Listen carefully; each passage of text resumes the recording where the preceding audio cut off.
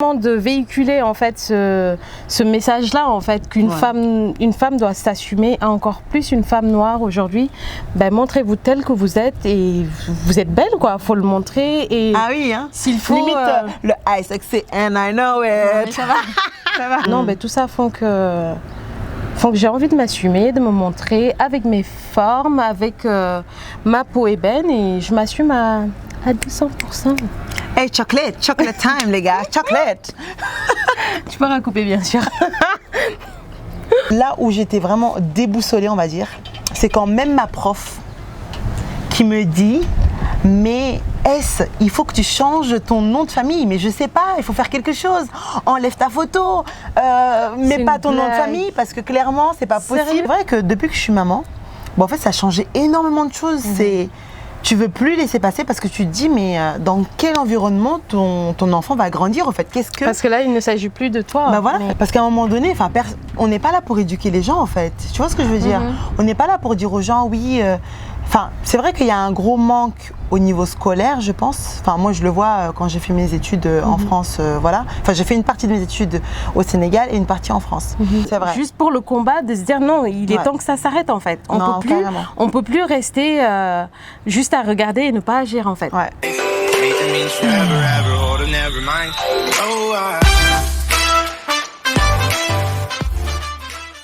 Hello world et bienvenue sur ma chaîne Have a Pic. Moi c'est Sensemilia ou S pour les intimes et ici on parle de voyage et de rencontres sans se ruiner parce que je suis persuadée que cette formule magique va contribuer à ton épanouissement personnel.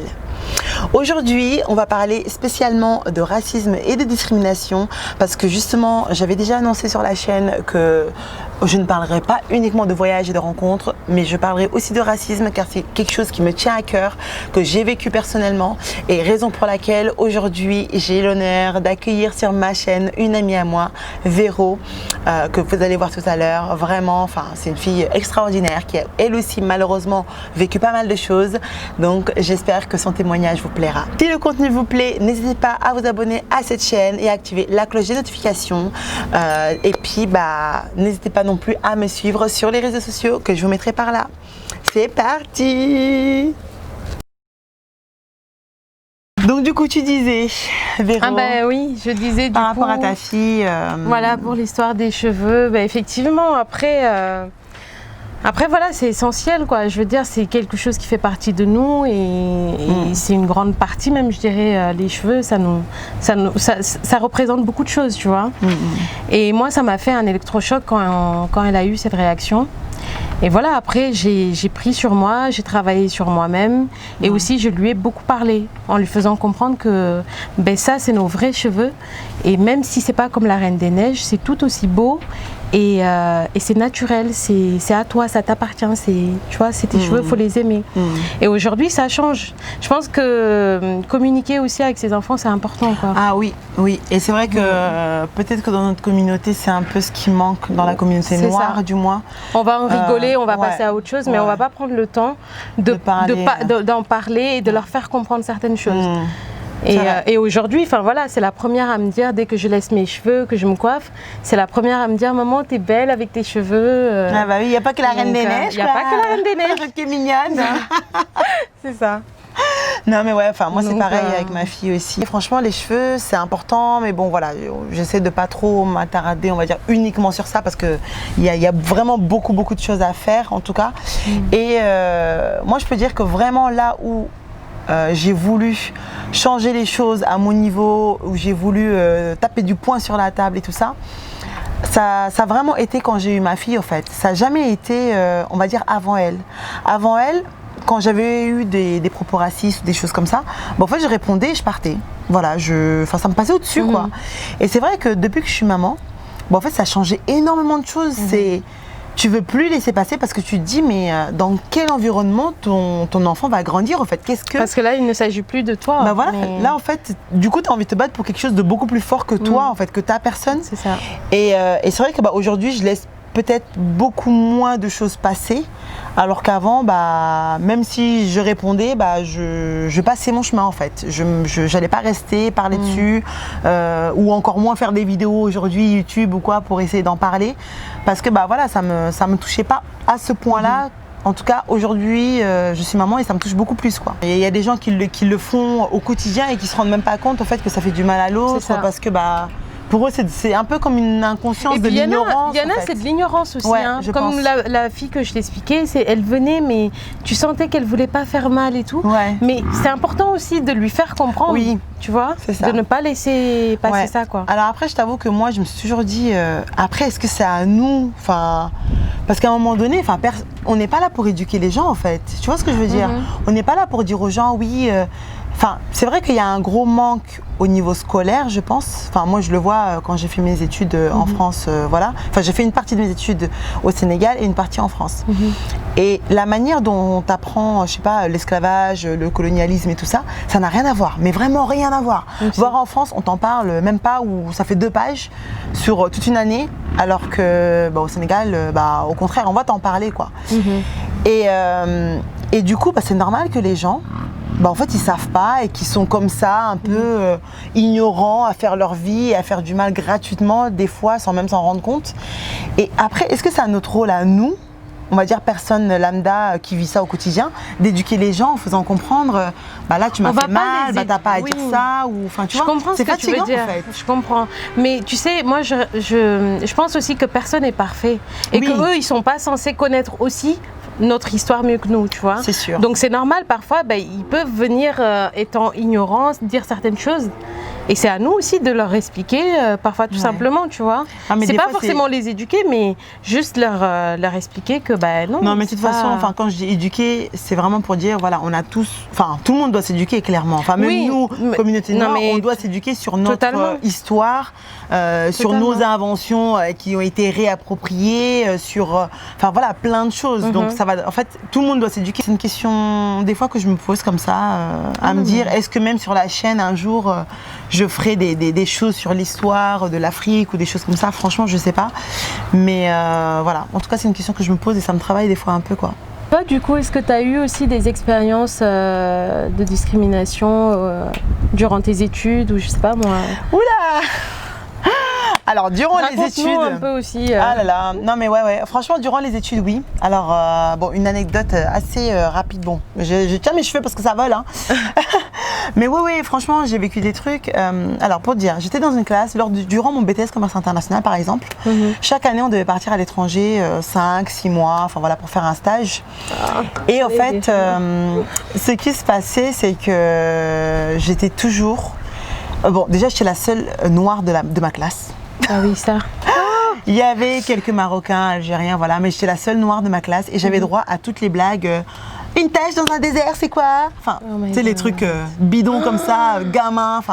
Pourtant, BTS, c'est un peu, c'est la vingtaine et tout ça, quoi. Mais bon, ça restait quand même un peu gamin, on va dire. Et donc voilà, déjà il fallait que je prenne sur moi, hein, voilà. Et sinon, là où j'étais vraiment déboussolée, on va dire, c'est quand même ma prof qui me dit, mais il faut que tu changes ton nom de famille, mais je sais pas, il faut faire quelque chose, enlève ta photo, mets pas ton nom de famille parce que clairement c'est pas possible. Fais quelque chose parce que c'est juste pas possible que tu redoubles ton année juste parce que t'as pas de stage, quoi.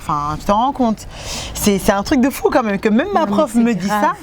C'est que même elle, je pense, durant toutes ces années en tout cas où elle a été prof, je pense qu'elle a dû se rendre compte. Je pense qu'elle a dû se rendre compte de ça. S'il y a eu d'autres étudiants noirs, en tout cas. En fait, elle me disait ça pour me faire comprendre que.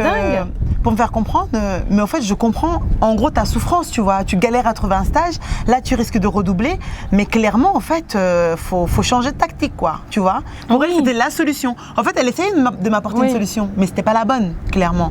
Parce que c'est pas en changeant de nom ou ça change. La preuve, toi, tu t'appelles bien Véronique quelque chose avec une sonorité bien occidentale. Faudra bien que tu te présentes à l'entreprise. C'est ça. Quand ils n'ont pas l'intention de te prendre parce que tu es noire, c'est pas en enlevant la photo que ça va changer quelque chose au final. Donc au contraire, autant tout montrer, tout mettre sur la table et s'ils veulent de toi, ils te prendront. S'ils veulent pas de toi, ils te prendront pas. Donc, tout ça pour dire que j'ai failli rater, voire redoubler des années uniquement parce que j'avais pas de stage. C'est-à-dire durant ma 2e année de BTS, je me rappelle très bien. Il y en avait un, en fait, il était un peu fils à papa. Voilà, son papa travaillait dans une entreprise, donc il a pris direct son fils, normal. Et en fait, ce qui s'est passé, c'est que c'était pas quelqu'un qui travaillait beaucoup en classe. Et la prof, elle était un peu dépitée, quoi. Elle était là à me dire ah oui, il y en a vraiment, ils galèrent pas parce que papa est chef d'entreprise, alors que toi, tu es là. En fait, limite, tu vas presque redoubler ton année, quoi. Alors que tu es bon élève par rapport à d'autres. Et en fait, le truc, c'est que quand elle me disait ça, en fait, il y en avait qui commençaient déjà leur stage. En fait, c'est-à-dire, on va dire que les stages devaient commencer à une certaine date. La date arrivait, j'avais toujours pas trouvé de stage. J'étais encore en train de faire les TD, envoyer les CV, les lettres de motivation, bien sûr, le tout encadré par cette prof qui me suivait. J'avais mon tableau Excel avec partout, j'ai pu envoyer des CV pour relancer. Enfin, je relançais tous les 15 jours. On avait carrément un numéro de téléphone exprès mis à disposition pour qu'on puisse appeler à l'étranger. Enfin bon, voilà. Donc ça a été vraiment la pire expérience pour moi d'avoir ce stress chaque année à se dire est-ce que je dois trouver un stage? Est-ce que je vais trouver un stage à temps? Est-ce que je vais redoubler mon année parce que j'ai pas trouvé de stage? Enfin voilà, vraiment c'était assez stressant quand même. Et tu vois, nous aujourd'hui en tant que maman, c'est des choses qui nous inquiètent quand même pour l'avenir, tu vois. Bah oui, mais carrément. On s'est dit, ça se trouve, nos enfants vont subir ça aussi. Ouais, justement. Et c'est pour ça, je pense aussi, via mon parcours, tout ça a fait que aujourd'hui, j'ai envie de me battre en fait pour cette cause en tout cas, que les choses évoluent, même si je pense qu'il y a quand même le train qui est déjà en marche, dans le sens avec tout ce qui s'est passé, George Floyd, voilà, tout ce qui s'est passé en tout cas ces derniers temps, les mouvements, la communauté noire que vous pouvez voir sur les réseaux, même si effectivement il y en a beaucoup qui pensent que ça fait beaucoup, qu'on entend trop parler de la communauté noire, que c'est trop. Mais tu vois, ça a tellement créé un électrochoc, ce qui s'est passé dernièrement. Je pense que de la même manière que ça a dû te faire un électrochoc, ça a dû le faire pour pas mal d'autres personnes noires. Et puis même de prendre notre courage à deux mains et de faire des choses même qu'on n'osait pas faire, mais juste pour la cause, juste pour le combat, de se dire non, il est temps que ça s'arrête en fait. On peut plus rester juste à regarder et ne pas agir en fait. Non, franchement, en tout cas moi personnellement, c'est ce que ça m'a fait en tout cas. C'est ce qui s'est passé pour moi. Non mais carrément. De toute façon, je pense que là, on est bien parti. Et quand je dis on, c'est vraiment toute la communauté noire là, tout le monde est bien parti pour faire des choses à son niveau et je pense que là il n'y a plus possibilité de reculer quoi. Là le train est en marche et que chacun continue à son niveau. Il n'y a que comme ça que les choses vont évoluer, qu'on montre vraiment qui on est, qu'on arrête de laisser ces gens écrire notre histoire à notre place, que chacun, en fonction de ce qu'il a envie de raconter et d'exposer sur les réseaux, le fasse. Mais en tout cas, je pense que c'est important. Même chacun à son échelle peut faire quelque chose en fait. Tu vois, on a tous un rôle à jouer. On peut faire ne serait-ce une petite action si c'est pour la bonne cause, mais fais-le en fait. Du coup, Véro, qu'est-ce que ces expériences de discrimination et de racisme t'ont apporté au fait dans ta vie actuelle? Alors, apporter, je ne dirais pas apporter parce que le racisme, ça n'apporte rien de bon en soi, tu vois. Maintenant, j'ai su puiser dans toutes ces expériences que j'ai pu vivre, négatives, pour en sortir plus forte. Aujourd'hui, je suis... ça m'a transformée quand même. Je suis une femme plus forte, plus assumée aussi. Et voilà, et j'ai plus peur de me montrer comme je suis. Voilà, en tout cas, ça m'a aidé à m'accepter, à m'aimer davantage, à aller puiser même dans ma culture, tu vois, parce que je suis venue aussi en France assez jeune. Aujourd'hui, je suis fière de celle que je suis devenue, en fait. Tu vois, en tant que femme noire. Et ce que je vais, faut le préciser, faut le préciser aussi. Justement, elle véhicule pas mal cette image de la femme qui s'assume, de cette femme bien habillée, élégante, sous toutes ses formes, clairement. Et non, franchement, moi j'aime bien ce qu'elle fait et il faudra aller jeter un coup d'œil. Je pense que vous aimerez aussi, vraiment, c'est bien fait. Bon, en tout cas, si vous voulez retrouver Véro, je vous mettrai son Instagram par là, ou là, Ou là, voilà, on verra. on verra quelque part quoi. Et puis sinon, je vous le mettrai aussi dans le descriptif. Donc vous pourrez toujours aller la retrouver sur Insta, voir ce qu'elle fait. En tout cas, bonne continuation. Et j'espère que, bah oui, en tant que modèle, j'espère que voilà, ça le fera, que tu trouveras pas mal de partenariats, tout ça. Voilà. Ouais, bon, on n'en est pas là encore, mais, oui. Mais ça viendra, voilà. Ça viendra. En tout cas, ce qui m'importe aujourd'hui le plus, c'est vraiment de véhiculer en fait ce message-là, en fait, qu'une femme doit s'assumer, encore plus une femme noire aujourd'hui. Ben, montrez-vous telle que vous êtes et vous êtes belle, quoi. Faut le montrer et ah oui, hein. S'il faut. Limite le I sexy and I know it. Ça va, ça va. Toujours plus. oui, mesdames, oui. Non, mais c'est important, tu vois, de ne pas... parce que quand même, la femme noire en France prend cher, faut le dire. Ah bah oui. Donc, non, mais tout ça font que j'ai envie de m'assumer, de me montrer avec mes formes, avec ma peau ébène, et je m'assume à 200%. Hey, chocolate time, les gars, chocolate. Tu peux recouper, bien sûr. Vu que tu étais notre spéciale invitée d'aujourd'hui, je te laisse pour le mot de la fin. Qu'est-ce que tu aimerais dire justement à toutes ces personnes qui pourraient tomber éventuellement sur cette vidéo, toute notre communauté noire, voilà, quel message tu aurais envie de laisser avant de nous quitter? Moi, ce que j'aurais à dire, c'est qu'aujourd'hui, en fait, on a tous vécu... nous tous, on a vécu la petite blague, tu vois, déplacée qu'un collègue peut faire.